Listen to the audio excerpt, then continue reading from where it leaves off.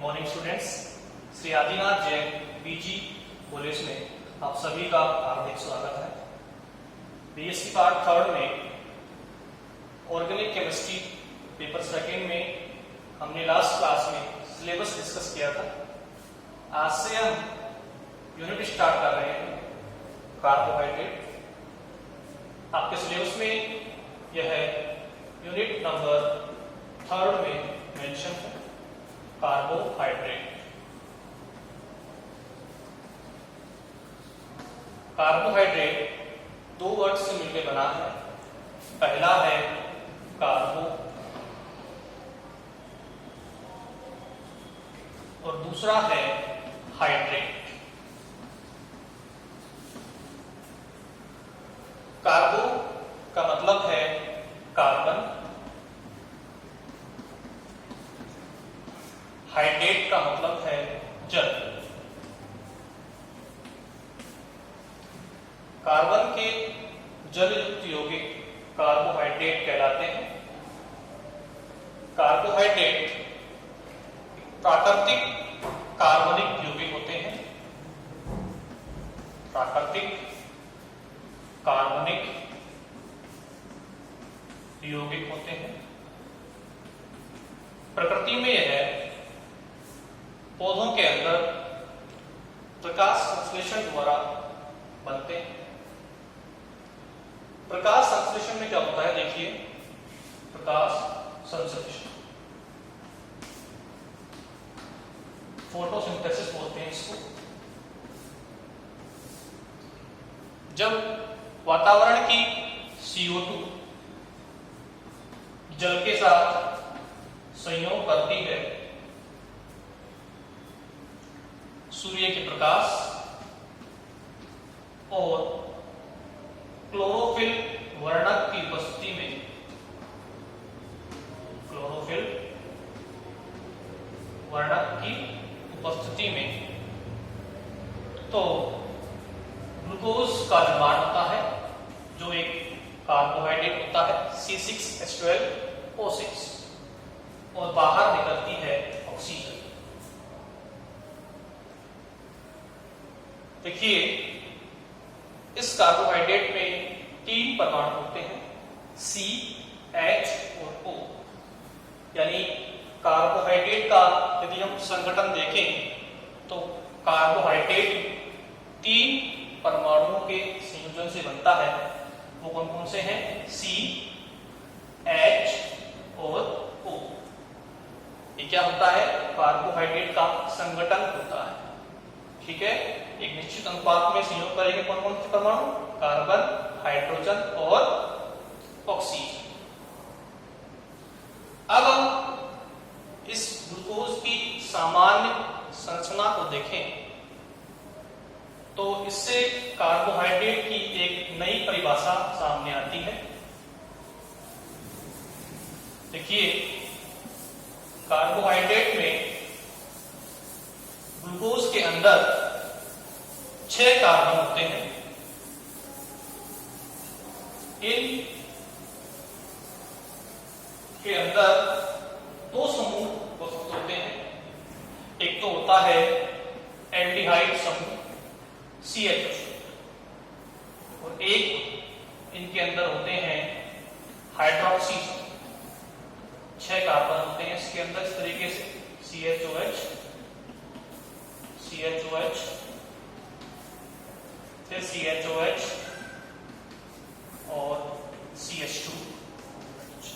ये ग्लूकोज की सामान्य संरचना है। इसके अंदर 5 हाइड्रोक्सी समूह होते हैं, इसलिए हम इन्हें क्या बोलते हैं? पॉलीहाइड्रोक्सी। और इसमें क्या होता है? कार्बोनिल समूह होता है एल्डिहाइड। उनका होता है एल्डिहाइड। यानी कि किसी भी कार्बोहाइड्रेट में 2 समूह उपस्थित होंगे, एक तो हाइड्रोक्सी समूह और दूसरा कार्बोनिल समूह, एल्डिहाइड या कीटोन। तो इनकी परिभाषा क्या होगी कि ये क्या होते हैं? पॉली हाइड्रोक्सी कार्बोनिल यौगिक। ये क्या होंगे? पॉलीहाइड्रोक्सी कार्बोनिल कार्बोहाइड्रेट कहलाते हैं। ये हमने देखी थी अभी ग्लूकोज की संरचना। इसमें क्या होते हैं, 5 OH समूह होते हैं और एक क्या होता है, एल्डिहाइड समूह। किसी भी कार्बोहाइड्रेट में क्या होंगे, हाइड्रोक्सी समूह और कार्बोनिल समूह, इसलिए हम इन्हें क्या बोल सकते हैं, पॉलीहाइड्रोक्सी कार्बोनिल यौगिक। देखिए ग्लूकोज में तो होता है एल्डिहाइड समूह, फ्रक्टोज में कौन सा होता है, कीटोस। अब हम देखें कार्बोहाइड्रेट के क्या क्या फंक्शंस हैं, कार्य हैं। देखिए कार्बोहाइड्रेट का पहला फंक्शन है शरीर को ऊष्मा तथा ऊर्जा प्रदान करना। पहला कार्य क्या है कार्बोहाइड्रेट का बॉडी के अंदर, कार्य देखते हैं। नंबर 1, शरीर को ऊष्मा तथा ऊर्जा प्रदान करना। ठीक है, ऊष्मा तथा ऊर्जा प्रदान करना। इनका दूसरा कार्य है, यह पौधों के अंदर, पौधों में स्टार्च के रूप में और जीवों में ग्लाइकोजन के रूप में संग्रहित रहते हैं। पौधों में तो ये रहेंगे स्टार्च के रूप में और जीवों में ये रहेंगे ग्लाइकोजन के रूप में संग्रहित रहते हैं। इनका तीसरा कार्य है, यह पादपों में कंकाल निर्माण में सहायक होते हैं। स्केलेटल फॉर्मेशन में ये सहायक होते हैं। इनका अंतिम कार्य जो हम डिस्कस करेंगे वो है, ये कोशिका भित्ति के निर्माण में सहायक होते हैं।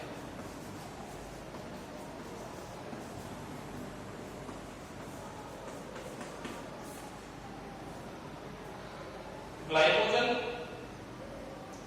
कार्बोहाइड्रेट,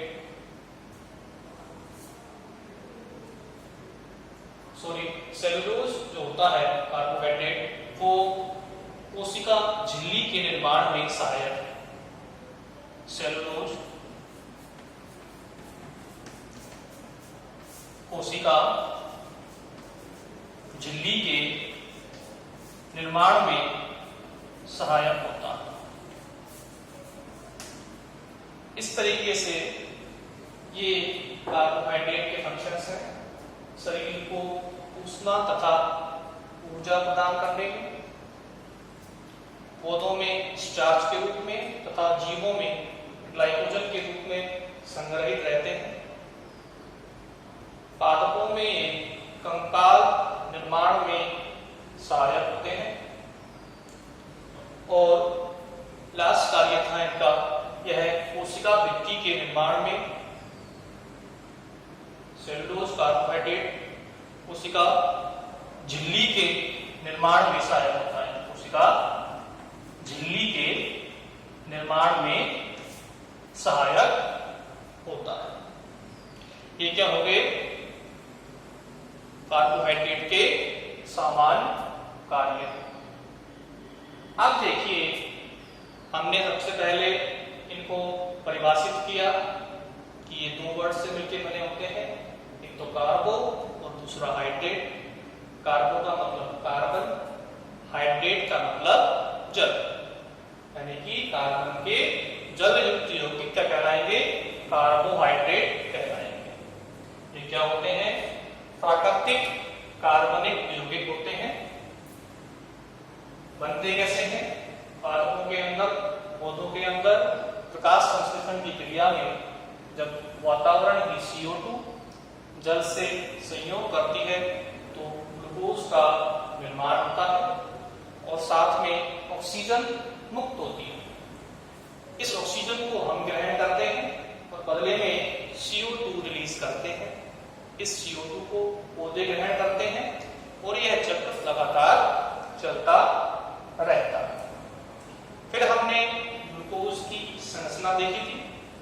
ग्लूकोज की संरचना में इसमें क्या होते हैं, हाइड्रोक्सी समूह होते हैं और एक से अधिक होते हैं, इसलिए हम इन्हें बोलते हैं पॉलीहाइड्रोक्सी कार्बोनिल यौगिक, क्योंकि इनमें क्या होते हैं, एल्डिहाइड या कीटोन समूह जो कहलाते हैं कार्बोनेट यौगिक। अब हम इनका वर्गीकरण करेंगे, क्लासिफिकेशन। अगला टॉपिक है वर्गीकरण, क्लासिफिकेशन। देखिए, इन्हें इनके टेस्ट के आधार पर दो भागों में बांटा गया है। इनके टेस्ट के आधार पर इन्हें हम दो भागों में बांटते हैं।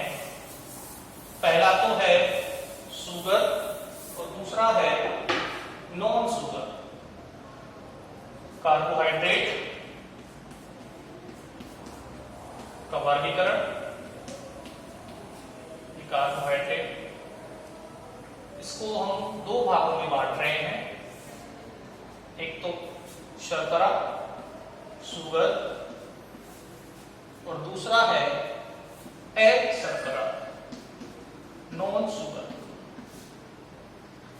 शर्करा ऐसे कार्बोहाइड्रेट होते हैं जो कि क्रिस्टलीय होते हैं, जल में विलय होते हैं, स्वाद में मीठे होते हैं, जैसे कि ग्लूकोज, फ्रक्टोज, सुक्रोज, ये क्या है, सभी शर्करा के उदाहरण हैं। शर्करा को दो भागों में बांटा गया है। एक तो होता है मोनोसैकेराइड,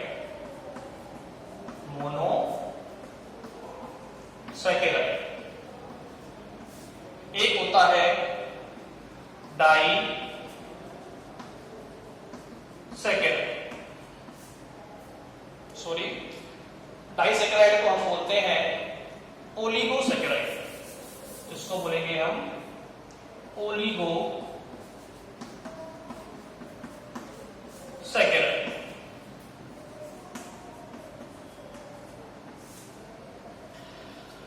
मोनोसैकेराइड ऐसे कार्बोहाइड्रेट जिनके जल अपघटन पर हमें निम्नतर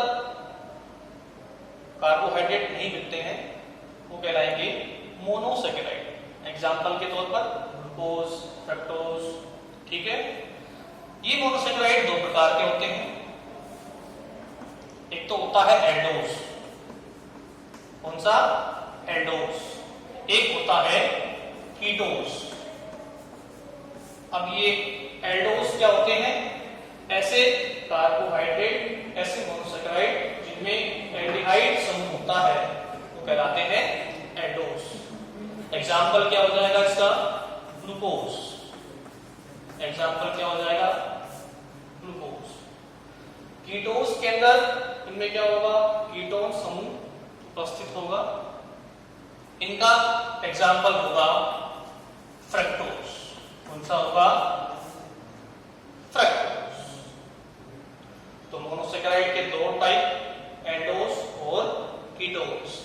एल्डोज जिनमें क्या होता है, एल्डिहाइड समूह होता है। हमने ग्लूकोज की संरचना में देखा था, ग्लूकोज में क्या होता है, CHO समूह होता है, तो ये क्या होगा, एल्डोज होगा। कीटोज में क्या होता है, कीटोनिक समूह, ये किसमें होगा, फ्रक्टोज के अंदर होता है। अब इसका दूसरा प्रकार है ओलिगोसैकेराइड। ओलिगोसैकेराइड क्या होते हैं, ऐसे कार्बोहाइड्रेट जिनके जल अपघटन पर हमें 2 से लेकर 10 तक संख्या में मोनोसैकेराइड प्राप्त होते हैं, ओलिगोसैकेराइड कहलाए। इन्हें भी हम 3 भागों में बांटते हैं, डाइसैकेराइड, ट्राइसैकेराइड और टेट्रासैकेराइड। डाइसैकेराइड, ट्राइसैकेराइड और टेट्रासैकेराइड। ऐसे ओलिगोसैकेराइड जिनके जल अपघटन पर हमें केवल 2 मोनोसैकेराइड इकाइयां प्राप्त हों डाइसैकेराइड कहलाएंगे। डाइसैकेराइड कौन से आते हैं? Maltose, sucrose. इधर देखिए, यदि हम सुक्रोज का जल अपघटन करें तो हमें क्या प्राप्त होगा? ग्लूकोज और फ्रक्टोज। क्या प्राप्त होंगे? ग्लूकोज और फ्रक्टोज, जो दोनों क्या होते हैं? मोनोसैकेराइड होते हैं। तो ऐसा कार्बोहाइड्रेट जिसके जल अपघटन पर हमें केवल 2 मोनोसैकेराइड प्राप्त होते हैं कहलाएगा डाइसैकेराइड। Example sucrose, maltose. यदि हम ग्लूकोज का जल अपघटन करें तो हमें कोई छोटा कार्बोहाइड्रेट प्राप्त नहीं होता है, इसलिए कहलाते हैं मोनोसैकेराइड। इसी तरीके से ट्राइसैकेराइड के अंदर एग्जांपल आएगा आपके रेफिनोज। इसके जल अपघटन पर हमें क्या प्राप्त होंगे? 3 मोनोसैकेराइड प्राप्त होते हैं। ऐसे ही होता है टेट्रासैकेराइड, जिनके जल अपघटन पर हमें 4 मोनोसैकेराइड प्राप्त होंगे। इनका एग्जांपल है स्टाइकियोज। इन सभी का हम सिलेबस में आगे डिस्कस करेंगे, ये एक जनरल वर्गीकरण। अब देखिए, अशर्करा के अंदर कहलाते हैं पॉलीसैकेराइड। कौन से? पॉलीसैकेराइड। पॉलीसैकेराइड क्या होते हैं? ऐसे कार्बोहाइड्रेट जिनके जल अपघटन पर हमें 10 से भी अधिक संख्या में क्या मिले? मोनोसैकेराइड इकाइयां प्राप्त हों कहलाएंगे पॉलीसैकेराइड। इनका एग्जांपल है स्टार्च, सेलुलोज। ठीक है, स्टार्च का जब जल अपघटन होता है तो हमें अनेक संख्या में अल्फा ग्लूकोज की इकाइयां प्राप्त होती हैं। तो इस तरीके से हमने कार्बोहाइड्रेट को वर्गीकृत किया 2 भागों में, शर्करा और अशर्करा। शर्करा स्वाद में मीठे होते हैं, क्रिस्टलीय होते हैं, जल में विलय होते हैं। अशर्करा अक्रिस्टलीय, जल में अविलय, और इसके अंदर शर्करा के अंदर 2 पार्ट होते हैं, एक तो मोनोसैकेराइड और एक ओलिगोसैकेराइड। मोनोसैकेराइड के अंदर 2 पार्ट होते हैं, एल्डोज और कीटोज। एल्डोज में एल्डिहाइड समूह होता है, एग्जांपल ग्लूकोज। कीटोज में एग्जांपल आएगा फ्रक्टोज, इसके अंदर कीटोनिक समूह होता है। ओलिगोसैकेराइड वो होते हैं जो जल अपघटन पर 2 से लेकर 10 तक क्या देंगे? मोनोसैकेराइड इकाइयां देंगे। यदि ये 2 मोनोसैकेराइड इकाइयां देते हैं तो इन्हें बोलेंगे disaccharide. Example sucrose. Trisaccharide 3 monosaccharide इकाइयां देंगे, एग्जांपल रेफिनोज। टेट्रासैकेराइड 4 मोनोसैकेराइड इकाइयां देंगे, एग्जांपल स्टाइकियोज। लास्ट था हमारा पॉलीसैकेराइड। ऐसे कार्बोहाइड्रेट जो जल अपघटन पर 10 से भी अधिक संख्या में क्या दें? कार्बोहाइड्रेट मोनोसैकेराइड हमें दें, वो कहलाएंगे पॉलीसैकेराइड। जैसे कि स्टार्च। स्टार्च क्या देता है? बहुत संख्या में अल्फा ग्लूकोज की इकाइयां देता है। इस तरीके से हमने कार्बोहाइड्रेट के बारे में जनरल इंट्रोडक्शन किया सबसे पहले तो, उसके बाद इनके फंक्शंस देखे, उसके बाद इनका वर्गीकरण देखा। ठीक है, धन्यवाद।